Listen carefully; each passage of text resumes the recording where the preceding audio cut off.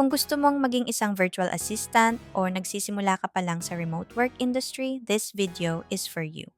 By the way, welcome to the Mayang channel, your go-to place for tips, product reviews, and tutorials. Today, pag-uusapan natin ang mga essential digital tools na kailangan mong matutunan para maging successful as a VA. We'll cover everything from the basics to advanced AI-powered tools na magpapabilis ng work mo. Ready na ba kayo? Let's get started! Okay, let's start with the basics. Ito yung mga foundational tools na non-negotiable sa halos lahat ng VA roles. First up, Google Workspace. Ito ay isang staple for VAs dahil maraming clients at companies ang gumagamit nito. Una, Gmail.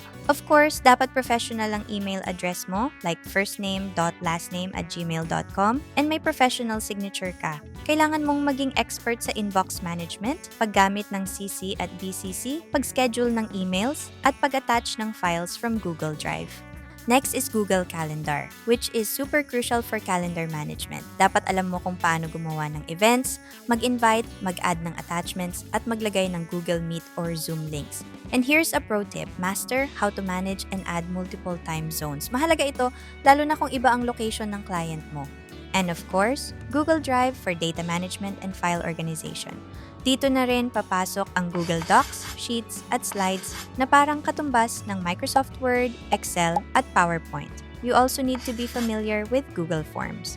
Bukod sa Google, kailangan mo ring alamin ang Microsoft Office. Mas preferred ito ng maraming large companies.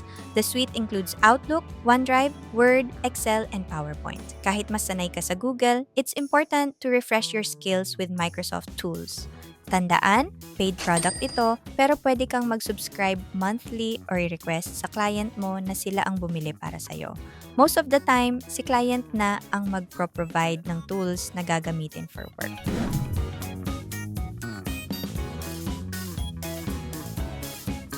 Okay, next up, paano mo i-organize ang mga tasks from your clients? Dito papasok ang project management tools which are very important for organizing tasks and collaboration. Ang una sa listahan ay Notion. Guys, this is a non-negotiable tool. Super user-friendly, versatile, at free to start. Pwede mo siyang gamitin for project management, personal organization, at kahit sa pag-build ng websites. Next is ClickUp. Isa itong amazing all-in-one tool for project management, CRM, and cloud storage. Ang a-assist sa inyo dito is its beginner-friendly automation capability. Pwede kang mag-streamline ng client workflows kahit wala kang prior experience sa automation. You can even learn how to use it through ClickUp University. Lastly, you should also familiarize yourself with Asana and Trello. These are other popular project management tools used by many clients. Trello is known for being very user-friendly and may free version na pwede mong pagpraktisan.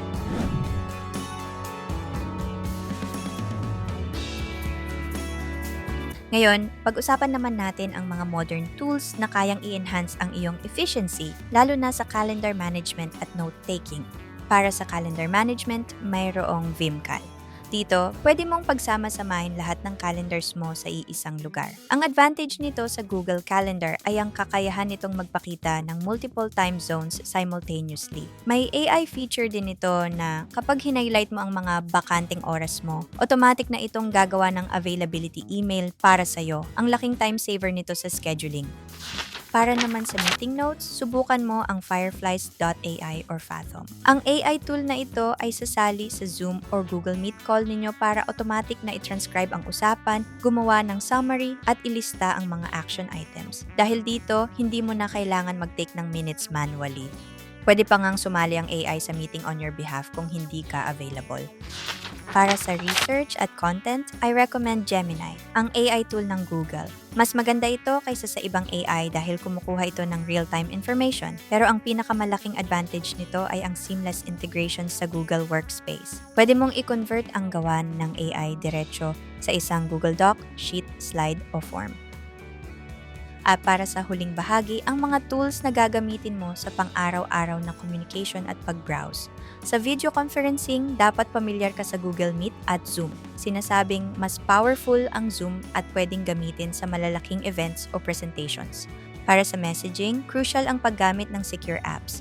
Ang pinaka-recommended ay WhatsApp, Telegram at Discord dahil lahat sila ay may encryption features. In our company, we use Discord for regular chats and Google Chat for more profound topics.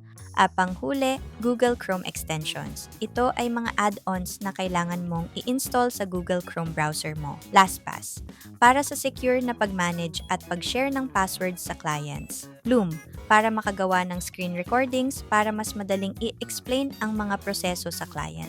Grammarly, para i-check ang grammar at spelling ng iyong mga sinusulat. Windscribe VPN, isang free VPN para ma-access ang mga website na nakablock sa iyong lokasyon. Go full page or light shot, para makakuha ng screenshot ng isang buong webpage or specific area. At ayan, yan ang mga essential digital tools na dapat mong matutunan para maging isang mahusay na virtual assistant. Mula sa core suites, project management tools hanggang sa mga makabagong AI at communication apps. Sana ay nakatulong ang video na ito. Tandaan, pag-aralan at i-practice ang paggamit ng mga ito. I also have full tutorial on each tools na nabanggit. Hanapin mo na lang sa channel ko. Kung may tanong kayo, i-comment nyo lang sa baba. At huwag kalimutang mag-like, share, and subscribe para ma-notify kayo sa bawat upload ko. Thanks for watching and see you on my next video.